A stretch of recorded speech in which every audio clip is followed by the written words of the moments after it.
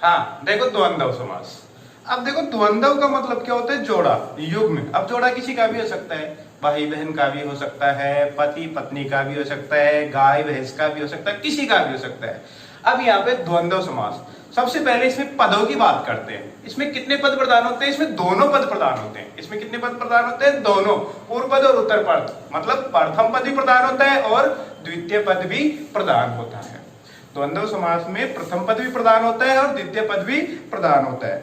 अब इसकी हेडिंग में देखो क्या होता है कि अगर इसमें पूर्व पद संज्ञा है, द्वंद्व समास में अगर पूर्व पद संज्ञा है तो उत्तर पद भी क्या होगा? संज्ञा। अगर पूर्व पद सर्वनाम है तो उत्तर पद भी क्या होगा? सर्वनाम। अगर पूर्व पद विशेषण है तो उत्तर पद भी क्या होगा? विशेषण। एक बात नोट की हमने कि अगर पूर्व पद मतलब क्या हुआ? संज्ञा, तो द्वितीय पद भी क्या होगा? द्वितीय पद भी क्या होगा? संज्ञा। और अगर पूर्व पद सर्वनाम है, अगर पूर्व पद सर्वनाम है तो द्वितीय पद भी क्या होगा? सर्वनाम। और अगर पूर्व पद विशेषण है, अगर पूर्व पद विशेषण है तो द्वितीय पद भी क्या होगा? विशेषण होगा। देखो इसमें दोनों पद प्रदान होते हैं। पूर्व पद अगर संज्ञा है तो द्वितीय पद भी क्या होगा? संज्ञा। और पूर्व पद सर्वनाम है तो द्वितीय पद भी सर्वनाम, और पूर्व पद विशेषण है तो द्वितीय पद भी विशेषण। अब इसका सामासिक विग्रह करते समय और, तथा, या, व, लेकिन, किंतु, परंतु इत्यादि आदि का प्रयोग करते हैं। और, या, व, लेकिन, किंतु, परंतु। सबसे बड़ी बात, मैंने एक बार पहले भी कहा था कि इनके मध्य में योजक चिन्ह आता है।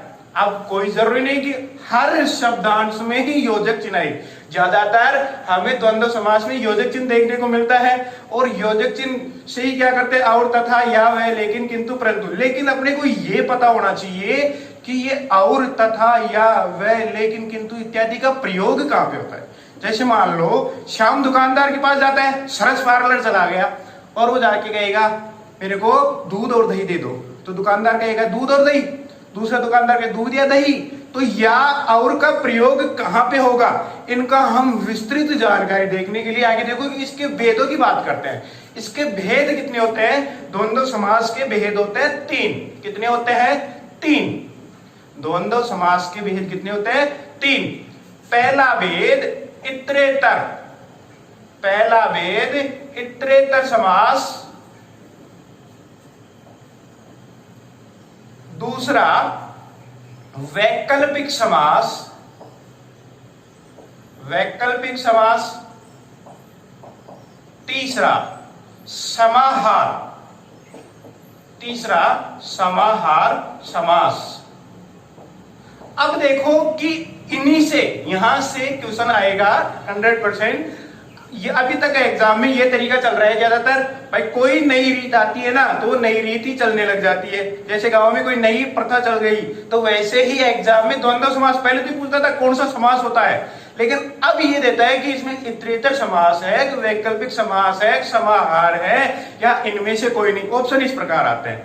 तो सबसे पहले इतरेतर समास होता है। इसमें कौन से चिन्हों का प्रयोग किया जाएगा? वैकल्पिक समास में कौन का किसका प्रयोग किया जाएगा? समाहार में किसका किया जाएगा? तो सबसे पहले देखो समाहार, समाहार में निरर्थक जिनका कोई अर्थ नहीं निकलता। वैकल्पिक नाम से ही निकल रहा है, विकल्प, वैकल्पिक मतलब विकल्प, दाल या रोटी, समझ रहे हो ना? विकल्प मतलब एक तरह से विलोम, एक तरह से क्या हो गए? विलोम शब्द, विलोम शब्द। और इसमें या और किसका प्रयोग किया जाएगा? और का। किसका प्रयोग किया जाएगा? और का। इतरेतर में किसका प्रयोग किया जाएगा? और का। देखो समाहार में तो किस प्रकार उदाहरण आएंगे, देखो जैसे नई नई शादी होती है और घर पे आती है बहू, तो सास कहती है कि बहू कील कांटे का ध्यान रखकर कार्य करो। कील और कांटा एक ही शब्द हुआ भाई, कील और कांटा शब्द एक ही है। अब हम उसको अलग अलग रूप में ले सकते हैं। तो मतलब ये हुआ कि हम इन तीनों को एक बार देख लेते हैं कि इतरेतर में तो कौन से उदाहरण आएंगे और कौन से योजक चिन्ह का प्रयोग किया जाएगा। और का किया जाएगा, या का किया जाएगा, तथा का किया जाएगा, लेकिन का किया जाएगा, परंतु का किया जाएगा। वैसे एक बात यह है दोस्तों, द्वंद्व समास में और, तथा, या, वह, लेकिन, किंतु, परंतु सारे क्या है, बहाने। कल क्यों नहीं आया था? सर मैं बीमार हो गया था। और क्या खाने में क्या लोगे? और क्या लोगे? ओ, या, लेकिन मां जाता, लेकिन क्या हुआ, मां बीमार हो गई। ठीक है, तो एक बार इनको उतार लो और फिर हम आगे देखते हैं। हाँ देखो, इतरेतर समास, इसमें प्रयोग किसका होगा? और का। अब देखो 25, इसका विग्रह मतलब इतरेतर में 5 और 20। अब देखो इस इतरेतर द्वंद्व समास में दोनों पद क्या होते हैं? संख्यावाची होते हैं। दोनों पद क्या होते हैं? संख्यावाची होते हैं। अब ये भाव समास में हमने पढ़ा था, अगर शब्द की पुनरावृत्ति हो या शब्दों की पुनरावृत्ति हो तो वो किसमें होते हैं? अवयवी भाव में, चाहे फिर वो संख्यावाची ही क्यों ना हो। लेकिन यहाँ पे देखो, उसमें तो शब्द की पुनरावृत्ति हो रही थी, लेकिन यहाँ पे दोनों पद संख्यावाची है। तो इसमें पहले ही बता दिया कि इसमें प्रथम पद ही प्रधान होता है और द्वितीय पद ही प्रधान होता है, तो दोनों पद अलग अलग होंगे, सीधी सी बात है, एक तो होंगे नहीं। तो मतलब जो दो के सहयोग से, मतलब दो के सहयोग से बनी संख्याओं में क्या होता है? द्वंद्व समास। और उनमें क्या? इतरेतर समास। 25, 5 और 20, इसका विग्रह करते समय सबसे पहले छोटी संख्याओं को लिखेंगे। 5 और 20, माता और पिता, दाल और रोटी, दाल और चावल। एकादश, सहयोगात्मक आ गई संख्या, एकादश मतलब 1 और 10। अष्टादश, 8 और 10, मतलब जो दो के सहयोग से बने संख्यात्मक शब्दों की बात कर रहा हूं कि जो दो के सहयोग से बने वो किसमें आती है? इतरेतर समास। मतलब कौन सी हो गई? जैसे 11 से 20 के बीच में 20 को छोड़ दो, केवल 20 को छोड़ दो, बाकी सारी क्या हो गई? सहयोगात्मक संख्या। अब देखो कि इनमें और का प्रयोग हुआ। एक तरह से हम देखें कि पॉजिटिव मतलब सकारात्मक शब्दों में क्या होता है? इतरेतर समास। तो एक बार इनको उतार लो, फिर इसके बाद में हम वैकल्पिक की बात करते हैं। वैकल्पिक में इत्यादि आदि का प्रयोग होता है, लेकिन वो होगा कहां, वो भी देखते हैं विस्तार रूप से। देखो वैकल्पिक समास, जो नाम से ही पता चल रहा है, विकल्प मतलब विलोम शब्द। अब इसका सामासिक विग्रह करते समय किसका प्रयोग करेंगे? या का। अब देखो इनमें एक उदाहरण को छोड़ दे, 5 या 7 लीटर को छोड़, इस उदाहरण को छोड़ दे, बाकी सारे उदाहरण रीड सेकंड ग्रेड और फर्स्ट ग्रेड में आए हुए हैं। सेकंड ग्रेड हिंदी में तीनों उदाहरण आए हुए हैं। तो अब देखो कि इनका वैकल्पिक विकल्प या, तो सबसे पहले देखो पाप या पुण्य, विग्रह क्या होगा? पाप या पुण्य। यहां पे तो सीधा सीधा कर देंगे हम, लेकिन समस्या आएगी कहां पे? अगर योजक चिन्ह नहीं दे तो क्या करेंगे? अब देखो धर्माधर्म, अगर हमने संधि पढ़ी है, संधि का विच्छेद करना आता है तो हम सीधे से छांट लेंगे। लेकिन कहीं देखेंगे धर्म प्लस धर्म, धर्म प्लस धर्म तो बराबर शनि देवल नहीं होगा। यहां पे देखो धर्म या अधर्म, अगर हम शब्दांश को एक बार बोल के देखें, साइलेंट तरीके से बोल के देखेंगे तो अपने आप टुकड़े हो जाएंगे, किसी संधि की जरूरत नहीं पड़ेगी। बोल के देखोगे धर्माधर्म में तो ए जो बिल्कुल साइलेंट है ना वो निकल के आएगा, धर्म या अधर्म। शीतोष्ण, शीत या उष्ण, शीत या उष्ण। कृष्णार्जुन, कृष्ण या अर्जुन, कृष्ण या अर्जुन। तीनों एग्जाम्पल एग्जाम में आए हुए हैं, सेकंड ग्रेड हिंदी। कृष्ण या अर्जुन, 3 या 4। अब ये 3 या 4 से एक बात याद आई कि नहीं? हमने अभी इतरेतर में देखा था कि सहयोगात्मक संख्याओं में तो क्या होता है? इतरेतर द्वंद्व समास। ध्यान देना, इंपॉर्टेंट बात, सबसे मोस्ट बात, सहयोगात्मक संख्याओं में तो क्या होता है? इतरेतर।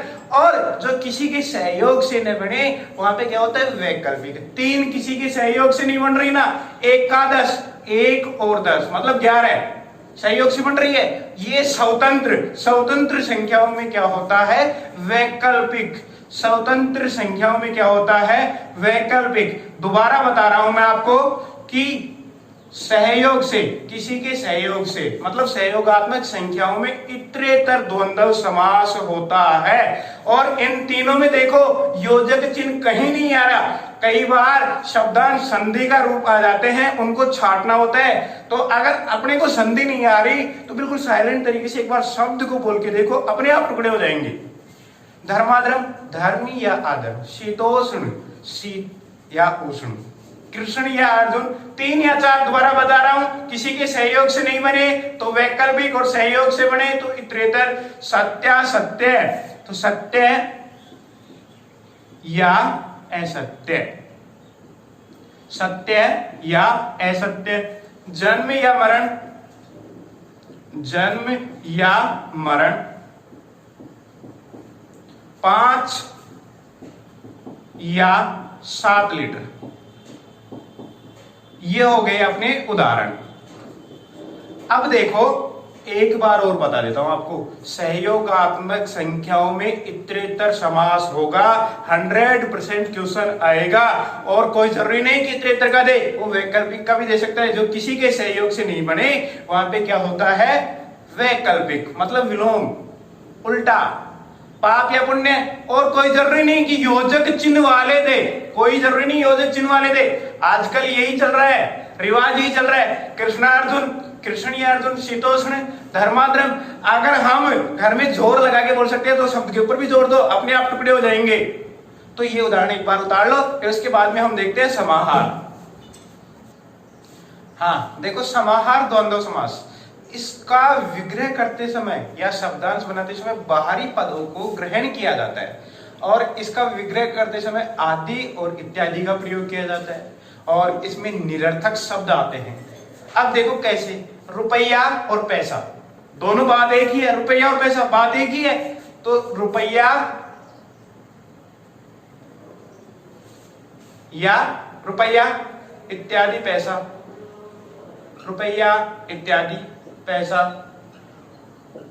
आमने सामने, आमने और सामने मतलब निरर्थक, एक ही बात है। तो ये भी लिख सकते हैं हम इसको सामने इत्यादि, इसको हम ऐसे भी लिख सकते हैं सामने इत्यादि।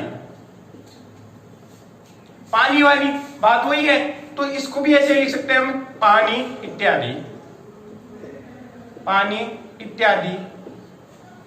कपड़े लगते, कपड़े लगते, बात वही है, कपड़े इत्यादि, कपड़े इत्यादि, कपड़े इत्यादि। अब देखो कि हमने यहां पे 2 बातें लिखी, आदि और इत्यादि, आदि और इत्यादि। इनका प्रयोग कहां पे होता है? देखो, आदि का प्रयोग सजीव के साथ, या आदि का प्रयोग, आदि का प्रयोग सजीवों के साथ, सजीवों के साथ, और इत्यादि का प्रयोग निर्जीवों के साथ, इत्यादि का प्रयोग, इत्यादि का प्रयोग निर्जीवों के साथ, इत्यादि का प्रयोग निर्जीवों के साथ।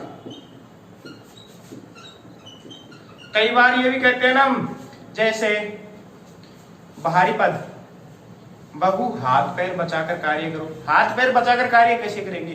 कील कांटे का ध्यान रखो। तो ये तो संभव नहीं है। अब देखो कि इनमें एक बात आ रही है संख्यावाची की। हमने अव्ययीभाव समास पढ़ा, उसमें संख्यावाची उसमें भी आ रहा था, संख्यावाची द्वंद्व में भी आ रहा था। लेकिन इन दोनों में विभिन्नताएं क्या है? अव्ययीभाव में संख्यावाची पद आ रहा है, लेकिन प्रथम पद की आवर्ती होगी, मतलब शब्दों की आवर्ती होगी, तो क्या होगा? अव्ययीभाव। और द्वंद्व में क्या होगा? दोनों पद संख्यावाची होंगे, लेकिन दोनों पद क्या होंगे? अलग अलग। और अब आगे चलेगा द्विगु समास, उसमें क्या होता है? प्रथम पद संख्यावाची, तो 3 जगह। और फिर उससे आगे चलेगा बहुव्रीहि समास, तो बहुव्रीहि में भी सब संख्यावाची आएंगे। लेकिन ये देखो कि अगर संख्या प्रथम पद संख्यावाची द्विगु और अगर दोनों पद संख्यावाची और अलग अलग तो द्वंद्व, दोनों पद संख्यावाची और समान तो क्या हो गया, अव्ययी भाव। और प्रथम पद संख्यावाची और उसमें तीसरा अर्थ निकलेगा तो वो किस में जाएगा, बहुव्रीहि में। तो आगे हम देखते हैं द्विगु, इनको उतार लो एक बार। हाँ देखो द्विगु, अब द्विगु का संस्कृत में अर्थ क्या कहते हैं, द्वि का मतलब दो और गु का मतलब गाय, दो गाय या दो गायों का समूह। द्विगु समास की सबसे बड़ी पहचान क्या होती है कि इसका प्रथम पद क्या होता है, संख्यावाची। प्रथम पद क्या होता है, संख्यावाची। प्रथम पद संख्यावाची वह द्वितीय पद संज्ञा होता है, वह द्वितीय पद संज्ञा होता है। इसका सामासिक विग्रह करते समय समूह है या समाहार का प्रयोग किया जाता है, समूह है या समाहार का प्रयोग किया जाता है। तीसरा, कभी कभी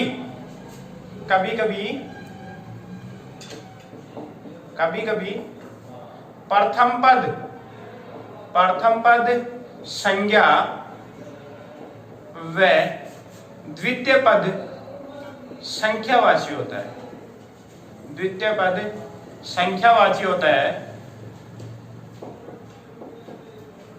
अब देखो कि वही बात चल रही है, संख्याओं की बात चल रही है। अगर प्रथम पद संख्यावाची है तो क्या होगा, द्विगु। और अगर दोनों पद संख्यावाची है लेकिन दोनों पद प्रधान है, अलग अलग है, तो क्या होगा, द्वंद्व। याद रख लेना अच्छी तरह, दोनों पद अगर संख्यावाची है, पूर्व पद प्रधान द्वितीय पद प्रधान, तो क्या होगा, द्वंद्व। और अगर दोनों पद संख्यावाची है लेकिन दोनों पद प्रधान न होके समान है तो क्या होगा, अवयवी भाव। अब देखो इसका विग्रह करते समय समूह या समाहार का प्रयोग करते हैं। इसके उदाहरण क्या आएंगे, त्रिनेत्र, दशानन, चौराहा, चौमासा, हटवाड़ा, पंचायत, ये सारे उदाहरण एक बार इनको उतार लो फिर उदाहरण बता देते हैं। हाँ अब देखो उदाहरण, सप्ताह प्रथम पद संख्यावाची, पंजाब, दशानन, त्रिनेत्र, पक्षद्वय मतलब द्वितीय पद संख्यावाची, चौमासा, चारपाई, पंचायत, त्रिकाल। अब देखो इनका विग्रह करते समय समाहार या समूह का प्रयोग करते हैं, वाला या वाली का प्रयोग करते हैं। सप्ताह 7 दिनों का समूह है, 7 दिनों का समूह है। पंजाब व्यंजन संधि का उदाहरण है पंच प्लस आब, पंच प्लस आब मतलब आब का मतलब क्या होता है, नदियों का समूह है, तो 5 नदियों का समूह है। दशानन 10 है आनन जिसके, तो अब देखो प्रथम पद संख्यावाची लेकिन अगर इसमें तीसरा अर्थ निकल रहा है तो एक किस में बदल जाएगा, बहुव्रीहि में। लेकिन शर्त ये भी है कि ऑप्शन में ये हो, ऐसे तो ये हो कि दशानन में समास होगा, बहुव्रीहि, द्विगु, क्रमधार्य, अव्ययी भाव, तो क्या होगा, बहुव्रीहि। और बहुव्रीहि ऑप्शन में नहीं होगा तो क्या होगा, द्विगु। दशानन 10 है आनंद जिसके, किसके थे, रावण के। त्रिनेत्र 3 है नेत्र जिसके, वही किसका उदाहरण हो गया, बहुव्रीहि का, शिवजी। पक्षद्वय 2 पक्षों का समूह है। चौमासा 4 मासों का समूह है या 4 महीनों का समूह है। चारपाई 4 पैरों वाली। पंचायत 5 आयतों का समूह है। त्रिकाल 3 कालों का समूह है। ये किसके उदाहरण हो गए, द्विगु के। अब बात करते हैं क्रमधारय समास की, एक बार इनको देख लो उदाहरणों को, फिर क्रमधारय समास की बात करते हैं। हाँ अब देखो कर्मधारय समास, ये कर्मधारय समास है ना, तत्पुरुष समास का ही भेद है। इस समास का द्वितीय पद प्रधान होता है। क्रमधारय समास किसे कहते हैं कि प्रथम पद विशेषण, द्वितीय पद विशेष्य, प्रथम पद उपमान, द्वितीय पद उपमेय। विशेषण किसे कहते हैं, विशेषण किसे कहते हैं, जो संज्ञा सर्वनाम की विशेषता बताता है, और जो विशेषण की विशेषता बताता है उसे क्या कहते हैं, विशेष्य। उपमेय किसे कहते हैं, जिसकी तुलना की जाती है। उपमान किसे कहते हैं, जिससे तुलना की जाती है। अब इसके उदाहरण बता देता हूं आपके, देखो उदाहरण कैसे आते हैं।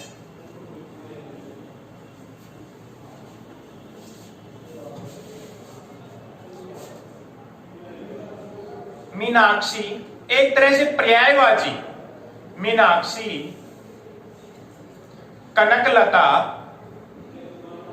कनकलता, ज्वालामुखी, ज्वालामुखी,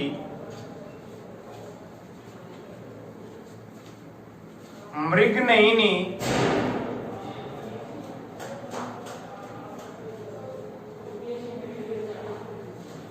महात्मा,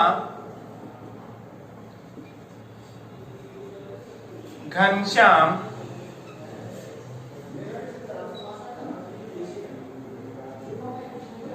पीतांबर, पीतांबर। देखो एक तरह से पर्यायवाची आते हैं ये। मीनाक्षी, इसका विग्रह कैसे करते हैं? मीनाक्षी, मीन मतलब मछली, मीन के समान आंखों वाली, मीन के समान आंखों वाली, अक्षी मतलब आंखों वाली, विशेषताओं का आरोपण हो रहा है, आंखों वाली। कनकलता, कनक के समान लता, ज्वालामुखी, ज्वाला के समान मुख वाली, मृगनयनी, मृग के समान नयनों वाली, महात्मा, महान है जो आत्मा, घनश्याम, घन के समान श्याम रंग है जिनका, पीतांबर, पीत है वस्त्र जिनके या पीले है वस्त्र जिनके। अब देखो इन दोनों में तीसरा अर्थ निकल रहा है और तीसरा अर्थ निकलते ही वो किस में परिवर्तित हो जाता है? बहुव्रीहि में। किस में परिवर्तित हो जाता है? बहुव्रीहि में। बतौर शर्त, मतलब शर्त यह है कि ऑप्शन में क्या होना चाहिए? बहुव्रीहि। अब देखो कई बार उदाहरण ये भी दे देता है, जैसे मोहित, मोहित,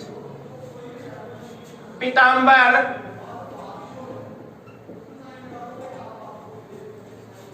ओढ़कर जा रहा है, ओढ़कर जा रहा है, मोहित पीतांबर ओढ़कर जा रहा है। तो यहां पे रेखांकित दे दिया।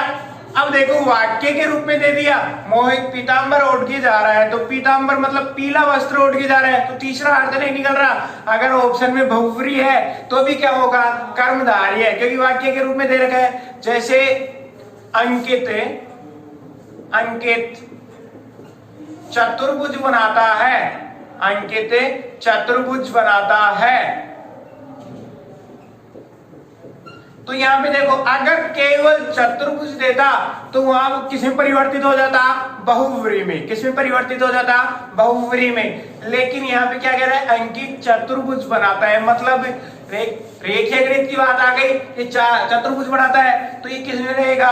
कर्मधारय में। मतलब अगर कोई समास अगर उसमें तीसरा अर्थ निकल रहा है तो किसमें परिवर्तित हो जाएगा? बहुव्रीहि में। और अगर तीसरा अर्थ नहीं निकल रहा तो किसमें रहेगा? कर्मधारय में। कर्मधारय समास में प्रथम पद विशेषण, द्वितीय पद विशेष्य, प्रथम पद उपमान, द्वितीय पद उपमेय होता है। इसमें विशेषताओं का आरोपण होता है। यह तत्पुरुष समास का ही उपभेद है। इस समास का द्वितीय पद प्रदान होता है। अब हम बात कर रहे हैं बहुव्रीहि समास की। एक बार उतार लो। हाँ, अब देखो बहुव्रीहि समास, इस समास में दोनों पद गौण होते हैं, जबकि इसमें तीसरा ही अर्थ निकलता है। तो कहने का मतलब इसमें दोनों पद प्रधान नहीं होते, इसमें तीसरा अर्थ निकलता है। यह समास समासों का राजा कहलाता है। यह समास अपनी मांग की पूर्ति चाहता है और इस समास में तीसरा अर्थ निकल रहा है। और इस समास की सबसे इंपॉर्टेंट बात यह है कि यह समास देवी देवताओं के उदाहरणों पर आधारित है। कैसे? जैसे देखो एक दंत, अब इसका विग्रह करेंगे ना, तब है जिसका, है जिसकी, है जिसके, इनका प्रयोग करेंगे। तो एक दंत, एक दंत, एक दंत का मतलब एक दांत है जिसके, एक है दांत जिसके। फिर आ गया दशानन, 10 है आनंद जिसके। वैत्र नेत्र, 3 है नेत्र जिसके। भूतनाथ, भूतनाथ, भूतों के नाथ मतलब स्वामी, भूतों के स्वामी है जो। कामारी, कामारी, काम मतलब कामदेव, और अरि मतलब दुश्मन, काम के दुश्मन है जो, मतलब काम के शत्रु है जो। कौन है? शिव जी। भूमिजा, अब देखो भूमिजा, भूमिजा में क्या हो गया? भूमि से उत्पन्न है जो, जय या जा का अर्थ क्या होता है? उत्पन्न होना। तो भूमि से उत्पन्न है जो मां सीता। शैलजा, शैल मतलब क्या हुआ? चट्टान। शैल का अर्थ क्या हुआ? चट्टान। शैल से उत्पन्न है जो, कौन है? मां पार्वती। अब जैसे गंगाधर, गंगाधर, गंगा को धारण करने वाले हैं जो, कौन है? शिव जी। मुरारी, मुरारी मुर नामक राक्षस के अरि मतलब शत्रु है जो, कौन है? श्री कृष्ण जी। अब देखो राधा,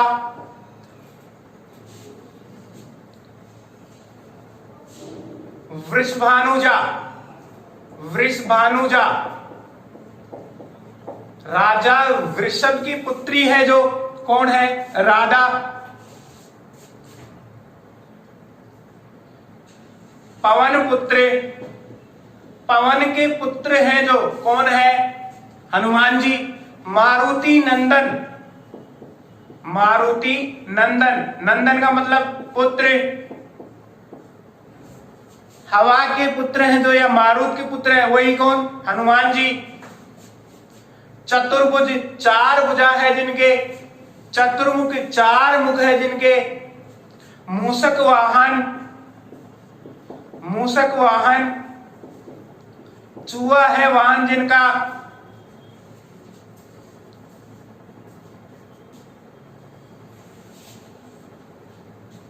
गज वदन, गज का वदन है जिनका, कौन है? गणेश जी। वक्रतुंड, वक्रतुंड, वक्रतुंड, तुंड मतलब क्या होता है? सूंड, और वक्र मतलब क्या होता है? टेढ़ी। तो टेढ़ी है तुंड जिनकी, किनकी थी? गणेश जी की। राजीव लोचन, राजीव लोचन, राजीव के समान नयन है जिनके।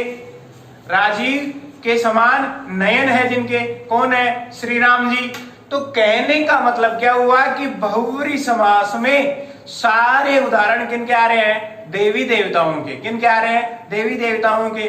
तो जिनमें तीसरा अर्थ निकलता है वो क्या होते हैं? बहुव्रीहि समास। अब देखो ये अपना समास टॉपिक कंप्लीट हुआ। दोस्तों KIC चैनल को लाइक कीजिए, सब्सक्राइब कीजिए और शेयर कीजिए। धन्यवाद दोस्तों।